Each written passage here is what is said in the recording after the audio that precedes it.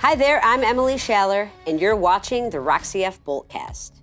Before we get started, there's a few things we need to go over. First off, nothing on this podcast should be considered medical advice. Medical advice should only come from your doctor. Views expressed on this podcast are solely opinions of the guest and not necessarily opinions of myself or the RoxyF Foundation. Enjoy this episode of the RoxyF Boltcast. This episode of the RoxyF Boltcast is sponsored by Vertex. Hi, my name is Nick Brizzi Jr. I'm 43 years old. I live in Chicago, and I'm happy to be on your show, Emily. All right, Nick. Nice to finally meet you. How talk are to you, you. Emily? Nice to meet you. Good, man. I know we've been in touch online for like 15 years, probably. As long as social media's been around. Exactly. Were you on MySpace back in the day? I was. That's where like the original CF connections started. So how about we dive into your childhood and kind of walk us through what it was like when were you diagnosed and what was early life with CF like? I was diagnosed, according to my parents, when about a year old. For them, it was a shock because, number one, my parents are from Italy. My mom had just moved there in like 76, so I was born in 81. They were new to the country, new to the culture of America, and they didn't really know how the insurance system worked. And then here's this son. I was the third boy, and I had this terrible cough, and I was always having like digestive issues. I was always sick. So they said something's not right, and they brought me to the hospital, and sure enough, they did the test, and so I had CF, and they told my parents I wasn't gonna live past my teens. It was devastating for them, and also very difficult because they had to pay for insurance then, and they were paying like, according to what they were telling me, about $800 a month, and this is back in the 80s, yeah. So it was a difficult time, So it was tough for them, I in a sense, I was a burden on them, but they never made me feel that way. I was very blessed to have great support. So I talked to my parents a little bit more recently about what it was like to get that diagnosis and prognosis for your child of they might not live to be 12 years old. And then they just let me be like my two older brothers, just like you, and be outside and play and just be a normal kid. Have you talked to them about what it was like to get that news and prognosis, and then how did they treat you as a kid? My mom is a woman of strong faith. And my father is kind of, more of the disciplinary, and he takes action in life. There's nothing he's afraid of, and he kind of pushed that on me. He didn't want me to live in fear or live different than other people. And so I was raised in a sense like a normal kid. We were very active in sports. We did taekwondo, we did boxing, we did soccer, we did tennis, we did basketball. I did all the same things my brothers did. Only I had the rest on more occasions, especially as I got older, and I would be hospitalized. At the age of 5, 6 was when I first had my first tune-up, let's say, and the most difficult part of it was the needles and the shots, and then as time go by, you kind of get used to it, even as a little kid. For me, it was I always enjoyed the hospital, and I don't know, maybe it's just my way of looking at the positive in things. I kind of was always that way. Would your parents do chest CPT on you and talk us through those treatments early on? Yes. So the whole CF for me, I didn't have an easy case of it, I guess you could say. I don't know what the word, proper terminology is, but it was a struggle. I was always doing nebulizer treatments throughout my life. There wasn't a day that went by I didn't do a nebulizer treatment. But early on we didn't have the vest, so my mom and grandma mostly they would beat on my back for 20-30 minutes in the morning and at night. Did your brothers ever get in on the manual CPT? Well, no, they beat me, but not for that reason. They beat me just because we were very competitive. And I think it was a huge aspect of why I'm still alive, to be honest with you. Everything that I went through, everything that my family did, at the time, maybe you're upset that my father was, very disciplined with us, or my mom, would hit us with a wooden spoon once in a while. It was like, oh man, what the heck, my parents suck. But looking back, I'm very grateful for all of that. I'm grateful that my brothers and I fought and were competitive, and because that competitive nature in me is what kept me alive. And especially when people told me I couldn't live or that I wouldn't live, I needed that. I needed to hear those things. So I think that comes from having two older brothers, and you probably know that. Oh yeah, they used to terrorize me, and then I'd try to get back at them if I could. But like you say, like your parents, I can thank my parents they're the reason I'm alive today as well, because they didn't baby me. They didn't stop me from doing things. They never said, oh, well, we never faced that prognosis and said, okay, this is how you're going to live your life. No, they were just like, we're going to do what we have to do to keep you going, and it's going to be hard, right? It's hard, especially back in the day, right? Like just trying to stay healthy, but then the treatments were so manual that it did get difficult. But when did your health start to decline? I know it was a slow progression from what I've heard you talk about before. Kind of talk us through that, and like, were there things that you had to stop doing, like sports, taekwondo, karate, anything like that you had to modify? And then when did it really progress to the point where you needed your transplant? So at the age of 20, I moved to California to be an actor, to pursue my acting, and I lived in Los Angeles. But up to then, I was active in sports throughout my high school, and then I went to college for a year or two, but I started going to Second City in Chicago, the School of Improvisation. I loved acting. I was in theater in grade school and stuff, and I had that acting thing in me. We say in our family, I'd rather live one day as a lion than 50 as a sheep. I said, I'm going to LA. I'm going to pursue what I want, And when I was in LA, I moved there about 5-6 months into that move, I caught pneumonia really bad. And that pneumonia is what brought my lung function below 25%. And I was hospitalized, I was in ICU, and it was at that time that the nurse practitioner, and this is at Keck Medical Center, USC, they said, you may have only a couple years left to live if you don't get a transplant. And I'm 20 years old, I'm not even 21. I just moved to LA. So that was devastating news to me. But again, that was what I needed to hear to motivate me. Although I lived with a below 25% lung function for 14 years, I still was pretty active. I actually got back into boxing gym, and I started boxing again. I started, doing some martial arts here and there, mostly boxing at that time. I would go to the gym, I'd work out, and it got to the point where when I was about 32, 31 years old, I was kind of on oxygen at least half the day, but I was rolling that oxygen tank into the gym. So there wasn't really a moment that I didn't try to exercise, even when I was pretty much dying. So, and it got to a point when I was at Stanford, I got a dry run because I was listed at Stanford, and I was stuck there for 3 months in like an extended stay, waiting for that call. At this point, I had like a 10% lung function. My oxygen was like 6 to 8 liters. I was like 24/7, and all I could do was a dumbbell in bed, But it wasn't like I stopped completely. Which is wild to think about, that you lived 14 years with that low of lung function, and you still went to the gym, and you still did everything. You just towed your oxygen with you. Yeah, I did. It's like perseverance, that's will to live, that's like champion mentality. I mean, exercise for me is medicine. That's like even more important than medicine, even more important than my nebulizer, even more important than the vest, I feel. And that's why I started this nonprofit, and the importance of exercise. I mean, it changed my life. It's kept me alive. It was necessary for me. When you finally got that call for transplant, you were at Davis or Stanford? Where were you? What my doctor at USC said, if you're going to go somewhere, go to Stanford. And that's where I think you should be. With the help of the Living Breath Foundation, they helped pay for me to be able to go there for a week and get tested, because everything's expensive. We're talking Palo Alto, California. It's probably the most expensive place in the country to live, or be in a hotel. I got lucky that I got the call while being in the hospital, which means that I got the transport paid for by the insurance.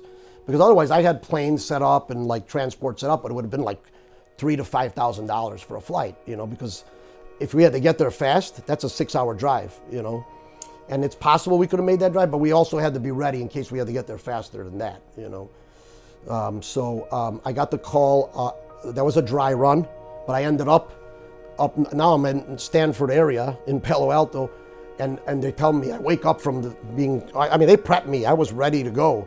I said goodbye to my loved ones, I was brought into the operation room, I'm laying there, they got the music on, I'm ready, mentally I'm ready, Yep. I had my life, there was no life at this point really in me. So yeah. I wake up an hour, 2 hours later, and got the same lungs. And me thinking I'm transplanted, I'm like, all right. And they said, unfortunately, when we did a physical inspection on the donor's lungs, we saw that there were nodules on them. So it was a dry run. So now here I am, and they're like, well, we don't want you to go back to LA. you should be around here because you don't have enough strength to go back right now. You have to be around here. And then on October 17th is when I actually got my call, 2015. And that's when my life changed, you know.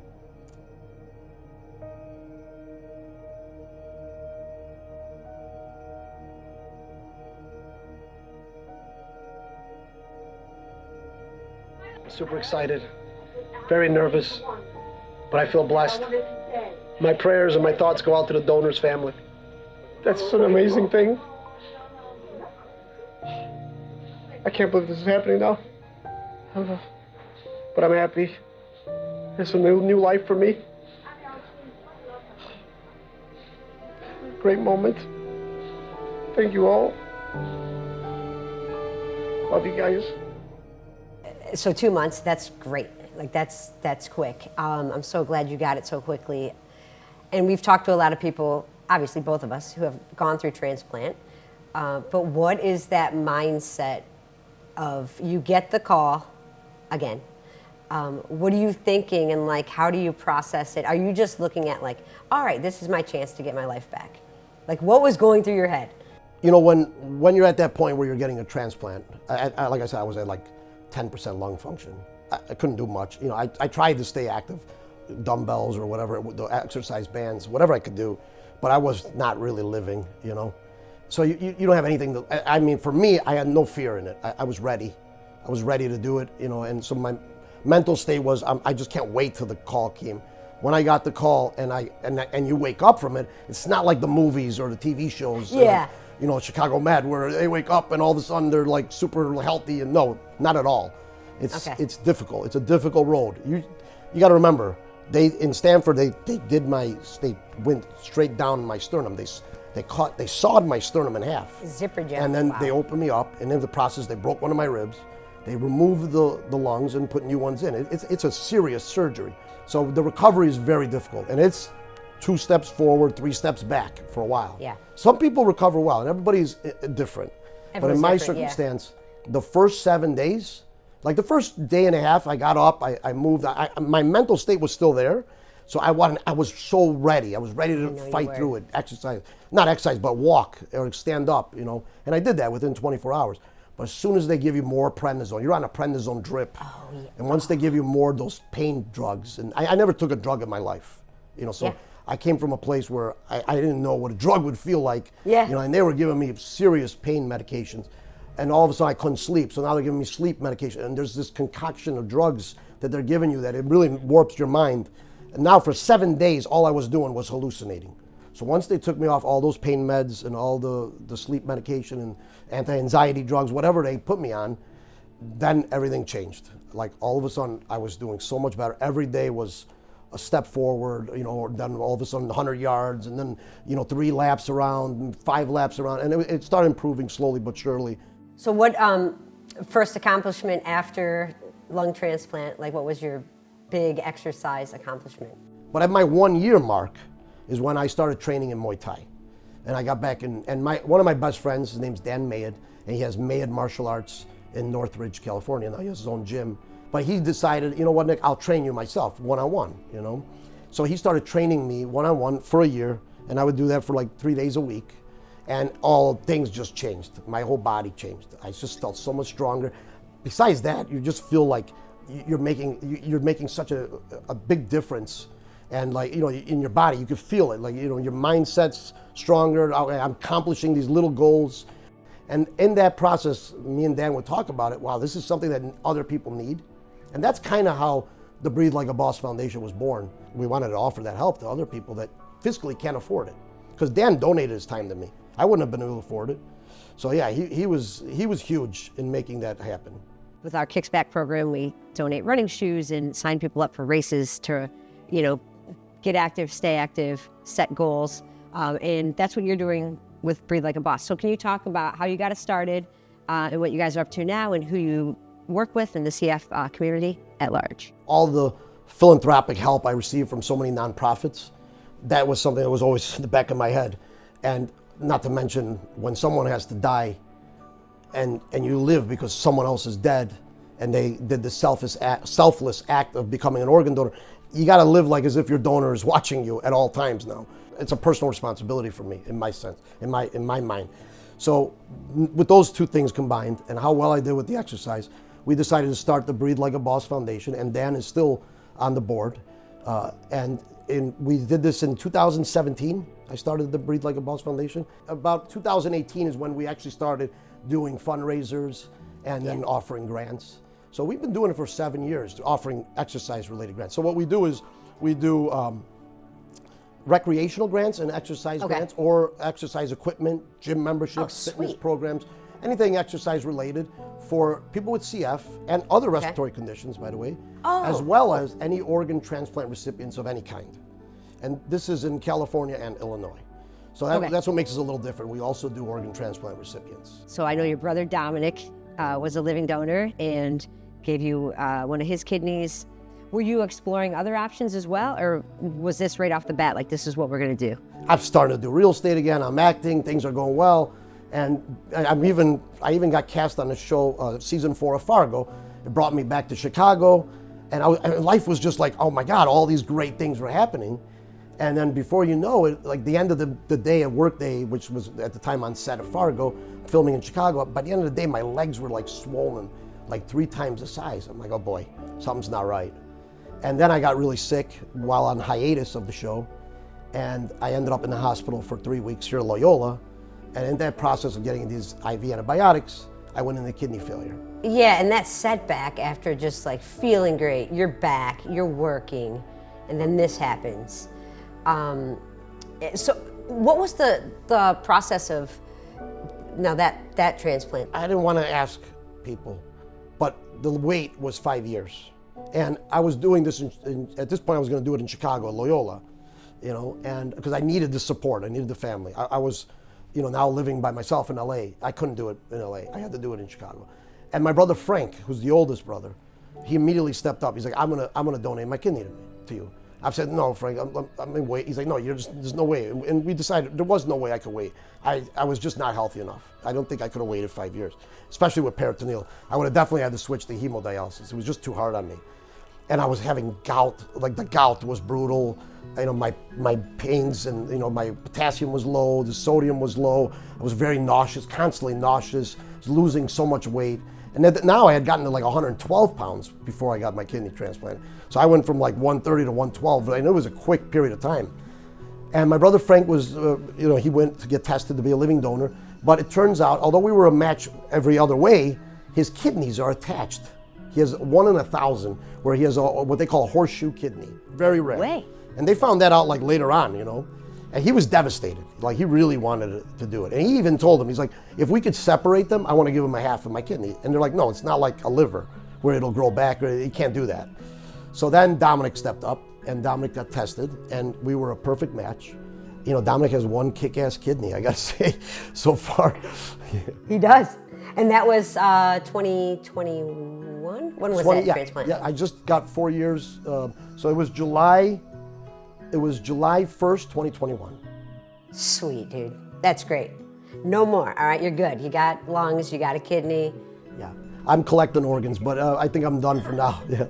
And then you must, if you are hitting all the different communities, right, not just CF specifically, you must be getting a lot of applications and requests, huh? Gym memberships, yoga, Pilates, rock climbing, horseback riding. We've done a tremendous amount of things, all sorts of different things. It's kind of cool what people can come up with. What do you do for yourself? Like sports, escaping, and just like enjoying life? My hobby and my passion are different. My passion is the foundation, and that's where I dedicate a lot of time with. However, I am an actor, so I'm still doing the acting, even though I'm in Chicago. We film a lot of our auditions in person, here or whatever, in the studio, I should say, and we send them in. And also, I'm a realtor. I work with Berkshire Hathaway in Hinsdale. I sell home. I was doing that in LA for 22 years, and I just got my license in Illinois not long ago, and I've been doing that for the last couple of months. And that's really where I go to my office, every day and work there. And there's no boring moments. Yeah. I mean, dude, you took this prognosis at your diagnosis of you were not going to live very long to now getting through a couple of giant hurdles and getting over those, and now just like having a crazy fulfilled life and helping others. Like, That's most important. That's so cool. Yeah. Is there anything that you would tell yourself if you were if you could talk to your younger self, right? Like, what would you say to little Nick? You know what? Of course, looking back now, I would have never known I was going to live this long. Let's face it, I think I would have, I don't want to say I would change things, because everything's meant to be. I mean, I'm a man of faith, and I believe that people are put in your lives for certain reasons. You go through certain trials and tribulations so that when I feel like there's a light at the end of the tunnel. But those, for example, when I was really sick and I was dying, and I was on oxygen, and I had hemoptysis constantly, I was just grateful to be alive, I mean, all I thought about was, I'm just grateful to live another day. Now that I'm breathing well, I'm grateful that I was sick. I mean, believe it or not, it's weird, but I'm grateful that I was sick, and because it made me who I am. So honestly, I don't know if I would change anything. I think I have no regrets. Maybe get a degree. Maybe, go to finish college, get a degree. I didn't do that because I didn't think I could. But at the same time, if I did that, I may not have been alive. Who knows? It would never have brought me to LA. It would have never brought me to better weather. I wouldn't have met the people I met. I wasn't at the hospitals I went to. I would never have gotten my transplant at Stanford. Everything would have changed.